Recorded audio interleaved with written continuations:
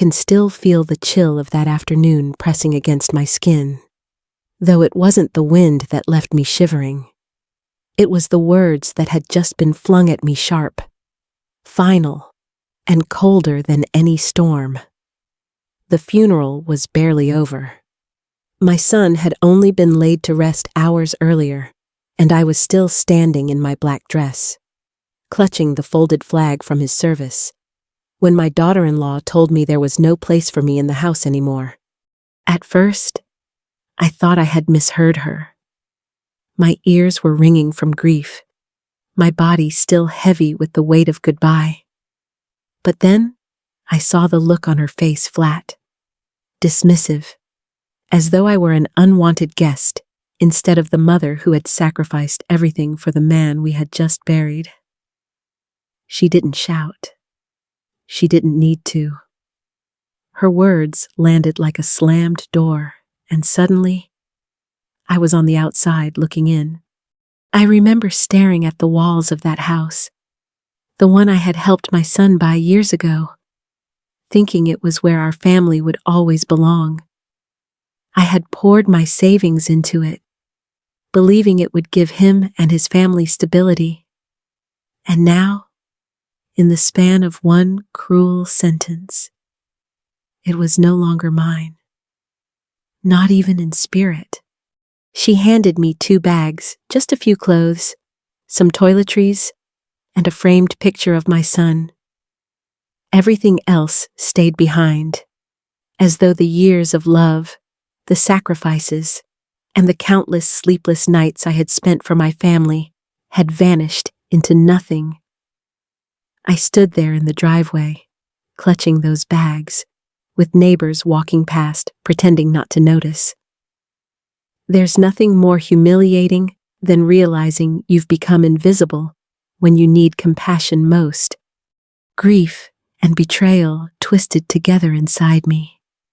I had just buried my only child, and now I was burying the illusion that family always protects its own. It felt like death all over again. Only this time, it was my dignity being lowered into the ground.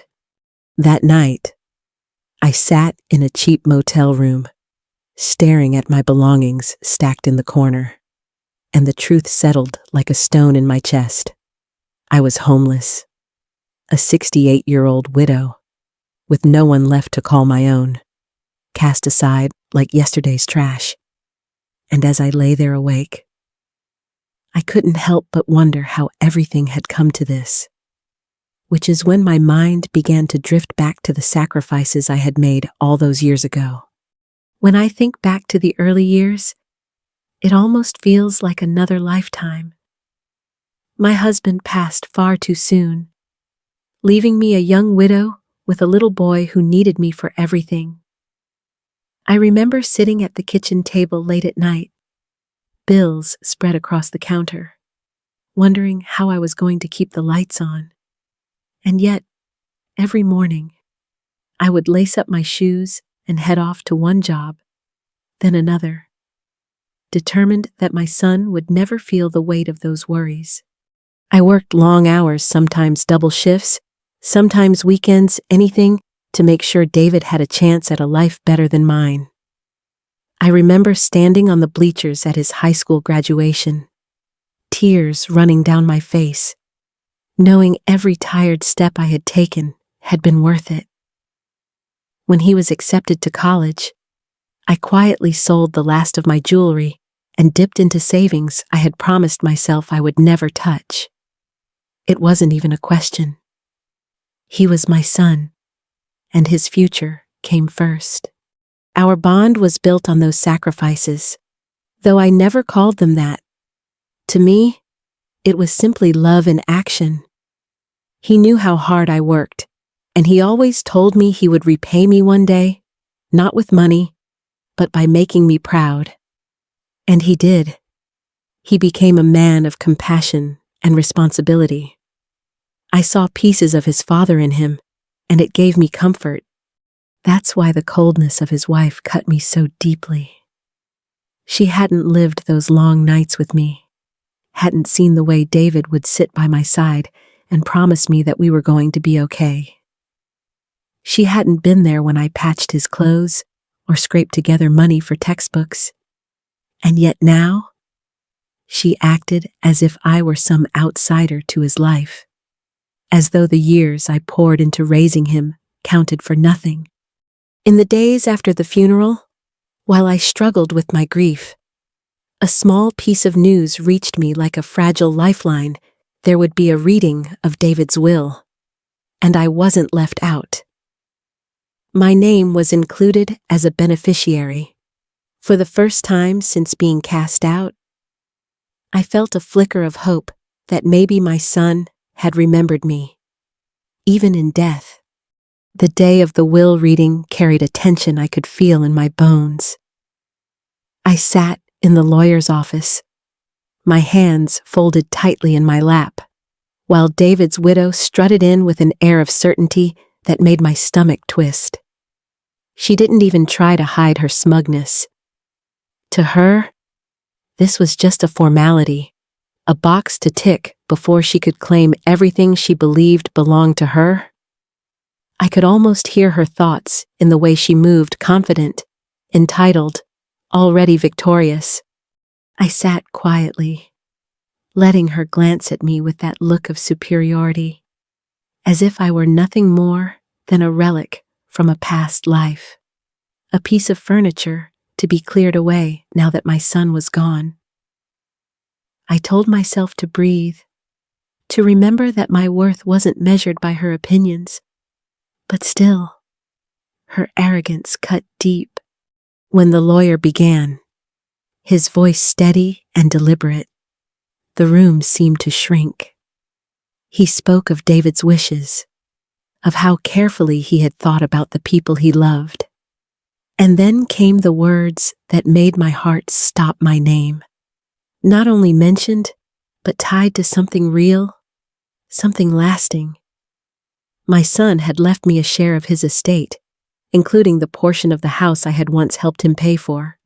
For a moment, I couldn't process it. I felt a wave of vindication, proof that I hadn't been erased, that David hadn't forgotten the years of sacrifice or the bond we shared. Yet at the same time, the sorrow was sharp. What good was a house without the son who had made it a home? What comfort could money bring when what I longed for most was his voice, his laugh, his presence? Across the table, I watched as her confidence crumbled into disbelief, her face betraying the rage she couldn't disguise. She had counted on pushing me out completely, but David had made sure that wasn't possible. In that moment, I understood she wouldn't take this quietly. Greed has a way of clawing for more, no matter what it already has. As I left the office that day, clutching the documents close to my chest, I felt both vindicated and unsettled. My son had protected me in death as he had in life, but something told me this battle was far from over. I could already sense the storm brewing, and I knew she would come for me again, just in a different way. The days after the will reading were filled with an uneasy silence, the kind that presses on your chest like heavy air before a storm. I thought maybe, just maybe, she would leave me alone now that the truth was written in legal ink. But greed rarely accepts defeat. And it didn't take long for her to come knocking, this time not with open hostility, but with something far more dangerous: false concern. She began with sweet words, spoken as if she cared. She told me I must be overwhelmed, that handling money at my age was complicated, that maybe I'd be better off letting her take care of the estate. She tried to wrap her intentions in kindness, but her eyes betrayed her impatience. I could see her measuring me, waiting for me to nod, to hand over the very things David had entrusted to me. At first, I questioned myself. I was 68, a widow with little experience in managing property or investments. Doubt crept in late at night, whispering that maybe she was right, Maybe I wasn't capable anymore. She fed those doubts with carefully chosen words, reminders of my age, little hints about how forgetful I had been at the funeral, even a suggestion that I might consider moving into a retirement home where things would be easier. Those words stung more than I wanted to admit. I caught myself staring at the mirror, wondering if I truly looked as fragile as she painted me to be. I replayed her insinuations in my head, and fear began to build, fear of losing my independence. Fear that maybe I was only one step away from being pushed aside for good. But somewhere inside, a spark of defiance refused to die. I remembered the long years when I held 2 jobs, when I raised David on sheer grit and love. I hadn't been weak then, and I wasn't going to be weak now. Slowly, her words began to sound less like concern and more like chains she wanted to wrap around me. Then came the moment that shifted everything. I was looking through some papers she had left behind carelessly, as if assuming I wouldn't bother reading them. Tucked in between routine documents, I found something odd, unfamiliar account numbers, financial statements with my son's name on them, but transactions that didn't add up. My heart pounded as I realized this wasn't just manipulation anymore. This was fraud, real, deliberate, and dangerous. In that instant, fear gave way to something sharper: anger, betrayal, and an undeniable need to uncover just how deep her lies went. I closed the folder, my hands trembling but my mind suddenly clear. This battle wasn't only about dignity anymore, it was about truth. And I knew then the storm had only just begun. I couldn't shake the papers I had found from my mind. That night, I spread them out across the small kitchen table in my rental, my glasses perched on my nose, a pen in hand like I was back in my working days. At first glance, they looked like ordinary financial documents, numbers, dates, signatures. But the longer I studied them, the more the details unraveled.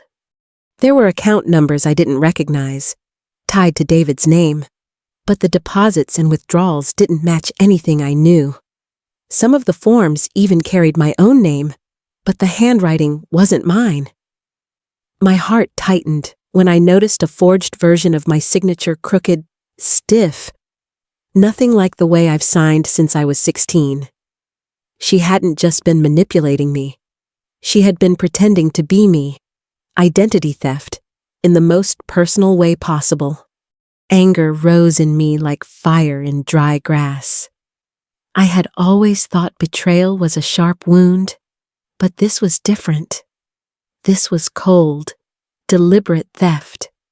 She wanted to erase me legally, financially, and emotionally. But it was what I uncovered next that nearly brought me to my knees.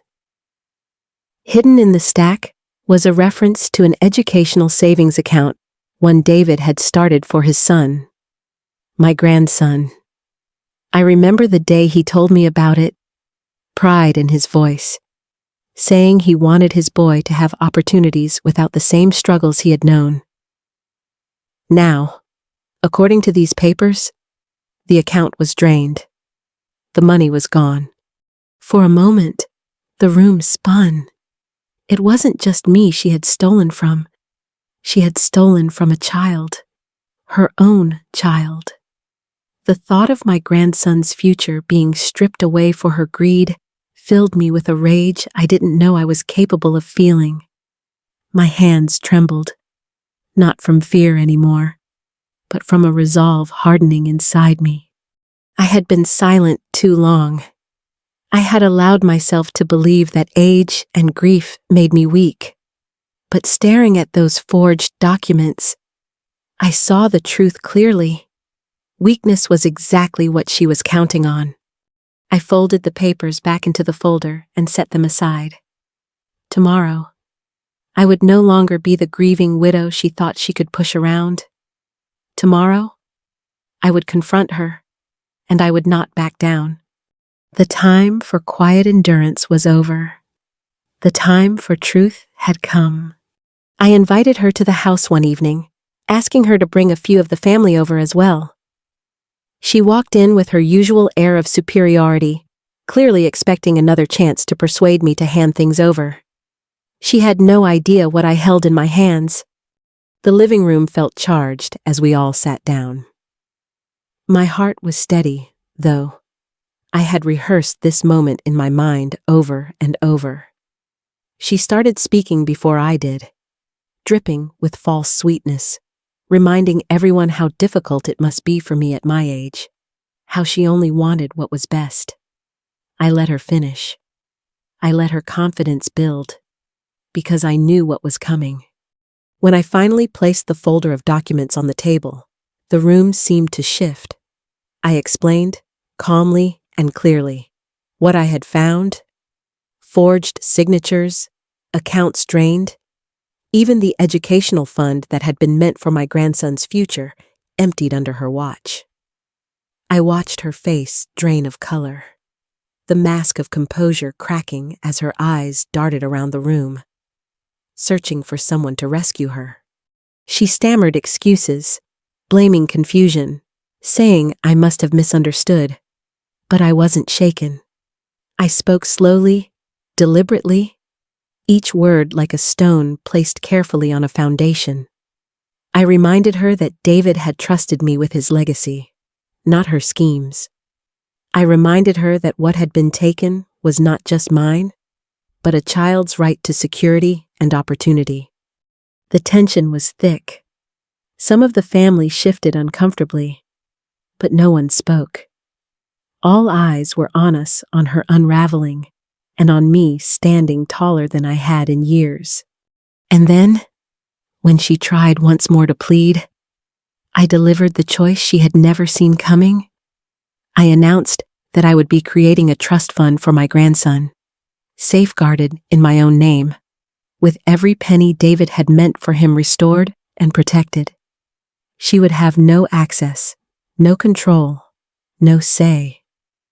The legacy would go directly to where it belonged, the next generation, not into her hands.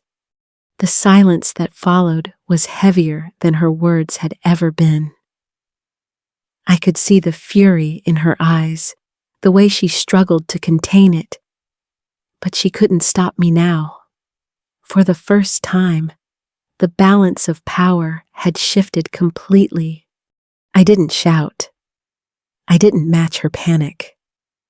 I stayed calm, my voice steady, my spine unbending. And in that stillness, I realized something: justice doesn't always come from courts or police reports. Sometimes, it comes from simply refusing to be silenced, from taking back what was stolen and placing it exactly where it belongs.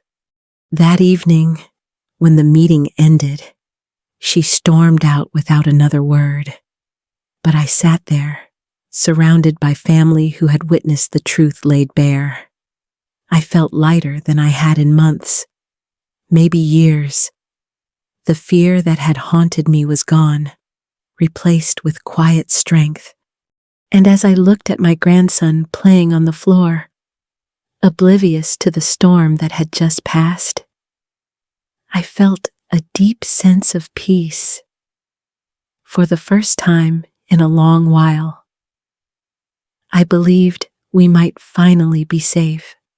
But more than that, I knew I had reclaimed my place, not just in the house, but in the story of my own family. In the weeks that followed that confrontation, life shifted in ways I hadn't expected. My daughter-in-law tried to hold on to her image, but the truth has a way of spreading faster than lies. Relatives who once kept their distance began to see her for who she truly was. The more she tried to explain herself, the more obvious it became that her words were nothing but excuses. Eventually, she was left to face the weight of her own choices, and I no longer carried that burden for her. For me, the focus turned to rebuilding. I didn't need a mansion or lavish gifts to feel whole again. What I needed was peace, and I found it in the simplest moments. A small home became my sanctuary, a place where my grandson's laughter filled the rooms instead of arguments and suspicion. Watching him grow, helping him with schoolwork, sharing meals at our little table, those were the treasures no one could steal from me. I won't pretend it was easy. There were nights when grief still washed over me. When I missed my son so deeply, it felt like I could hardly breathe. But I also realized something important. Grief and gratitude can live side by side. Every time my grandson slipped his small hand into mine, I knew that David's love was still here, carried on through him. Looking back, the betrayal feels less like the ending of my story and more like the painful beginning of a new chapter. Being thrown out, humiliated, left with nothing, it all forced me to see the truth. Sometimes, when everything is stripped away, you finally see who truly stands with you. For me, it wasn't the woman who wore expensive clothes and spoke with authority. It was a child, innocent and trusting, who reminded me what love and family are supposed to mean. I've also come to understand that strength doesn't always roar. Sometimes it whispers in the quiet decision to get back up, to protect those who cannot protect themselves, to choose dignity over defeat. I had spent so many years thinking my role as a mother was over, that my sacrifices were behind me. But life showed me that resilience doesn't retire, it only deepens. Today, I no longer see myself as the woman who was cast out. I see myself as the grandmother who refused to be erased, who stood up to greed, and who chose to secure a future for the next generation. That trust fund isn't just money, it's a promise that David's child will grow up knowing he was loved, guided, and given a chance to thrive. So if there's one lesson I want to leave you with, it's this: betrayal may break your heart, but it doesn't have to break your spirit. Sometimes losing everything clears the way for you to rebuild something more honest, more lasting, and more real. And in those moments of loss, you discover who was truly by your side all along. Thank you for listening to my story. If you've ever faced betrayal, heartbreak, or had to rebuild from the ground up, I hope you find comfort in knowing you're not alone. Please share your own experiences in the comments. I'd love to hear from you. And if this story touched you, don't forget to like and subscribe.